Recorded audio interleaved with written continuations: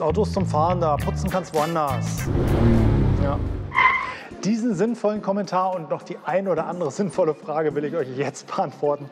Ich würde sagen, wir starten gleich mal positiv in dieses Video. Was für ein Terz. Absprühen, Bürste, Wasser und fertig. 5 Minuten, 4 Euro alle 2 bis 3 Monate und dann ist gut. Autos zum Fahren da, putzen kannst du woanders. Die Parterreflecken unten erst vom Verkauf entfernen. Wer immer fleißig in die Radkästen strahlt, hat nach ein paar Jahren schöne Bläschen in der Versiegelung, wo lecker das Blech hat aufblättern können. Schraubendreher brauchst du nicht mehr. Kannst deinen Finger direkt durchs Blech stecken.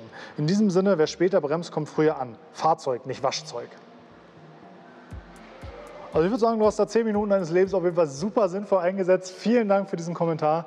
Ich glaube, meine Abonnenten und ich werden uns jetzt unsere Berufs- und Hobbywahl überdenken und fangen lieber an, Schlafanzüge zu häkeln. Zu einer sinnvollen Frage, nämlich zum Essi 3D Cerabyte Video, und zwar wurde gefragt, ob es auch für matte Lacke geeignet ist.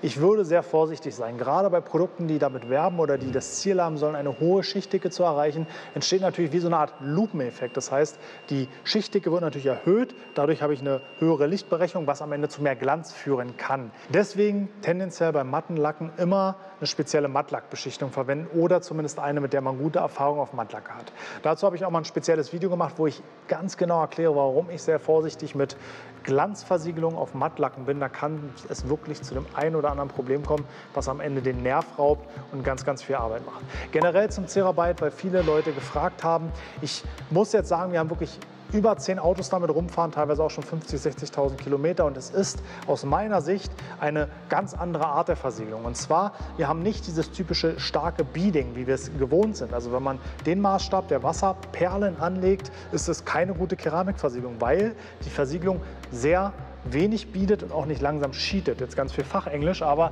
im Endeffekt nicht schnell, nicht doll perlt und langsam abläuft. Aber, und jetzt kommt der Punkt, der mich wirklich gut stimmt. Erstmal, der Glanz ist immer noch sehr gut. Selbst bei Autos mit 50.000 Kilometern sieht man, dass das Auto einen Lackschutz hat vom Glanz her. Und das Wasser fließt in einer konstanten Geschwindigkeit vom Lack ab.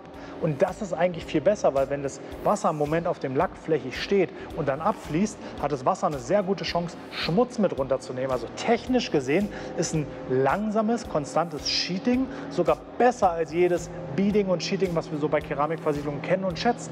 Also ich würde es vielleicht auf eine relativ unemotionale Art beschreiben. Es ist technisch eine sehr gute Keramikversiegelung, weil eben das Sheeting da ist und das Auto sehr gut zu waschen ist und auch sehr schnell nach dem Waschen trocken wird. Ja, und falls du jetzt schon die Tasten in die Finger haust, die Finger in die Tasten haust, welches Auto da hinter uns, während ich gesprochen habe, gestartet hat, ich glaube, obwohl, wollt ihr das eigentlich überhaupt wissen oder spielt eigentlich keine Rolle? Ich meine, wenn man in der Fahrzeugpflege ist, eigentlich egal, welches Auto es ist, oder?